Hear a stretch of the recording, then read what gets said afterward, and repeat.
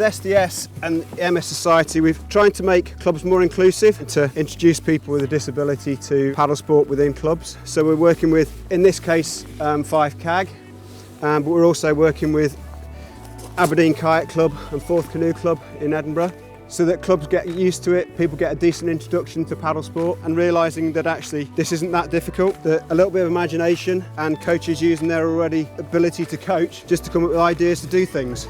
We all had varying contacts with disability and through workplace or through sports, but we never actually had many people joining our club.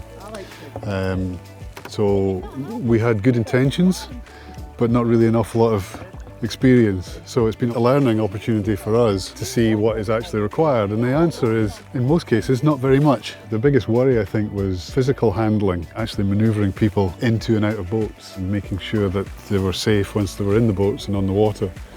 But that's actually been relatively straightforward. It's been a joy. So yeah, getting in, making the minor modifications. We haven't had anything that's really difficult. Balancing acts has been fine, so we've got supports to go on the sides of the boats.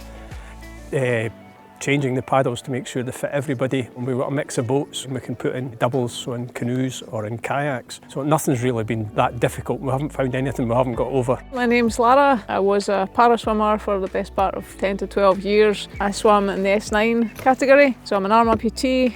My residual limb stops here, and I'm here to try canoeing and see what the options are for learning to paddle. Yeah, it's been quite interesting. Lara's been a challenge. Initially we had a strap that we tied round our arm and tied it onto the paddle. That was quite restrictive, and then she's shown us her prosthetics and how they fit. This week she brought her own one, an old one, which we can then modify. So we're trying that one this evening, and it's a bit of a learning curve.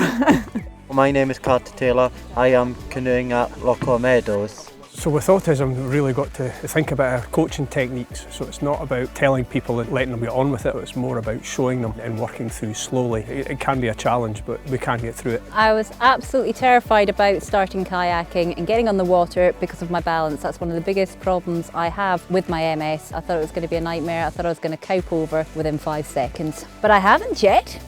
The coaches were absolutely amazing. They were able to use what I told them was my problem and find the right vessel for my disability. I have cerebral palsy, which affects mainly my lower limbs. I walk with a 3-wheeled walker, quite an active person. I swim and cycle. I was out in an open canoe the first week, and they asked me about getting into a kayak. But my main concern was the balance, because my balance isn't that great. So they rigged outriggers on the boat to help with the balance and tippiness, and they also gave me a backrest to keep me up a wee bit straighter at the back. You are not going to get people turning up who are of a mindset that this is going to be something awful. You're going to get people that are probably very active, probably very able, and are up for this kind of activity. And with that kind of mindset, it's not that difficult.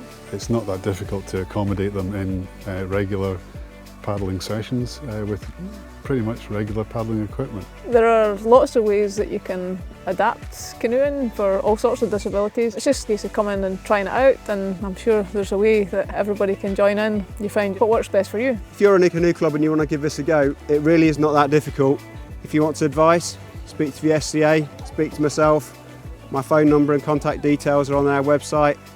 I'm more than happy to support any clubs that want to give it a go.